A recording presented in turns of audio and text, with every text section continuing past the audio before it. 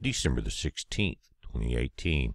Guys, there's a couple things that are happening that this is one of the pieces of the puzzle that we may see come to being starting as early as tomorrow. Now, in 2 days, General Flynn comes up before the judge, Emmett Sullivan, for sentencing, and he did nothing wrong. But also, a few days ago, we did a video that had Sarah Carter and John Solomon talking about different whistleblowers coming forth, right? And it was just kind of at the end of a Sean Hannity episode. But one of the whistleblowers against the FBI and Department of Justice, the way they operate, is this special FBI supervisory agent Robin Gritz, also Secret Service, also ties in with the CIA. Very high-powered. She didn't agree with the way that Mueller and McCabe would attack anyone that disagreed with them, and so she was attacked, forced out. Her life was destroyed the same way they did Flynn. And as many have said, the process is the punishment. In other words, dragged through court, lives destroyed in the paper, cost you everything you have.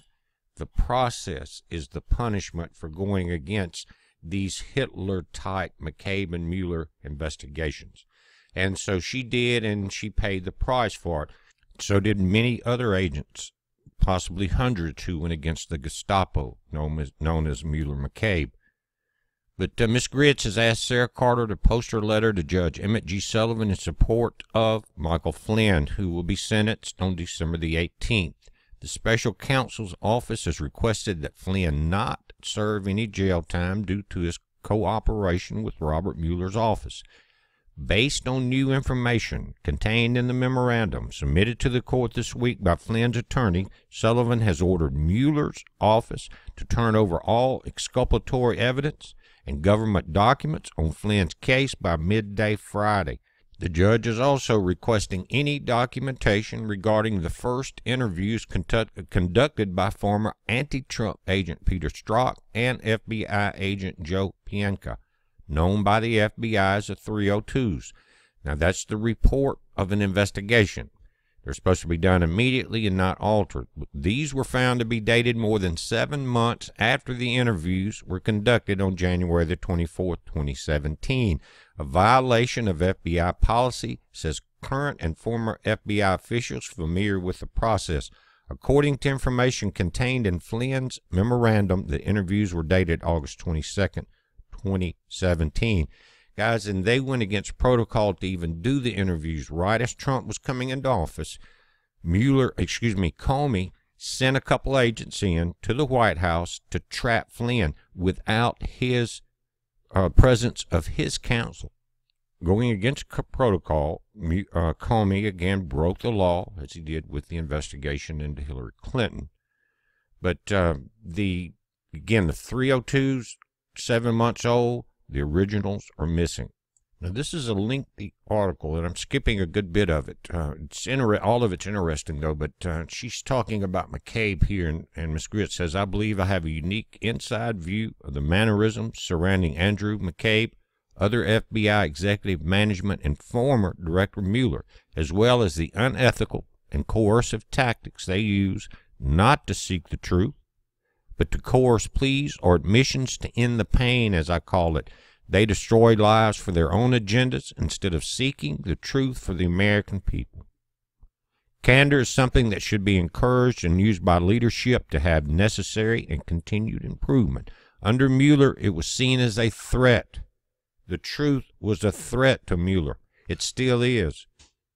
And Mockingbird. Again, under Mueller, it was seen as a threat and viciously opposed by those he pulled up in the chain of command. He pulled his minions. I'm explaining this because numerous agents have expressed the need for you to know McCabe's and Mueller's pattern of target and destroy, and has been utilized on many others without regard for policies and laws. Again, this is her letter to the judge that's going to do the sentencing in 2 days on Michael Flynn. It says, I myself am a casualty of their reprehensible behavior, and I've spoken to well over 150 other FBI individuals who are casualties as well, the ones that stood up for this truth that they hate.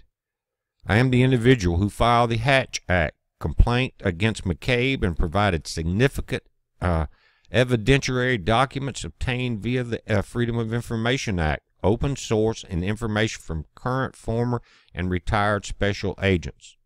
The Office of Special Counsel, OSC, asked why my filing of the complaint was delayed from the actual acts. I said I personally thought I was providing additional information to what should have been an automatic referral. It says I was notified that I was the only complainant. She says this illustrates not only a fatal flaw, but because no one was reporting it. Talking about Candace will not respond or not make the appropriate and crucial referrals, but also shows the fear of those within the FBI to report individuals like McCabe because of fear of these Gestapo retaliations. Now, if you come over to our website at bpheadlinenews.com, the top video is James Comey's return to Capitol Hill for questioning.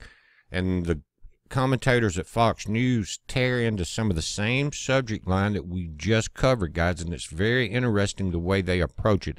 Highly recommended. It's going to finish the video. Also, I want you to remember the schedule. Tomorrow, December 7th, Loretta Lynch will be behind a closed-door session with Congress. Now, many have said that she has possibly become a whistleblower, kind of like a rat in a sinking ship a long time ago. Also, Comey's second testimony with the Senate Intelligence Committee begins. Now, I don't know how lawyered up he'll come and if he'll answer anything. He sure didn't the last time. The next day, December 18th, General Flynn's sentencing.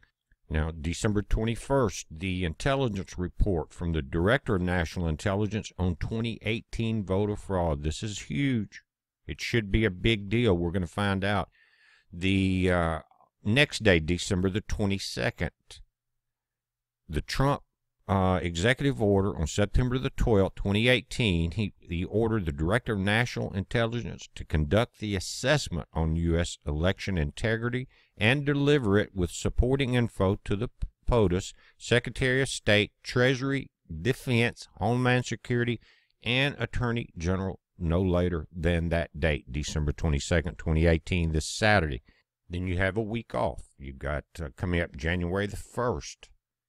Goes back to the March 1st, 2018 executive order changing the military tribunal rules. It takes effect January 1st, 2 days before the 3rd, where the new Congress is sworn in.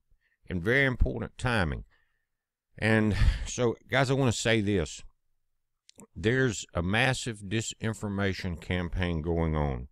We've seen different players come and go, and one of the main ones. But think about some of the things that have happened, some of the reports that have come out, some of the leaks that have come out, and some of the ties into our POTUS. What if that information was strictly there to lull the patriots into a false sense of security? Kind of like the rapture of the deep when you start losing oxygen, your blood starts changing, but you think everything's okay. Okay? That's possibly what we've been seeing. Try to understand what I'm saying. Something that would seem so aligned with the deplorables that, again, it was a false sense of security. Think about what I'm saying. It's a heads up. Be safe.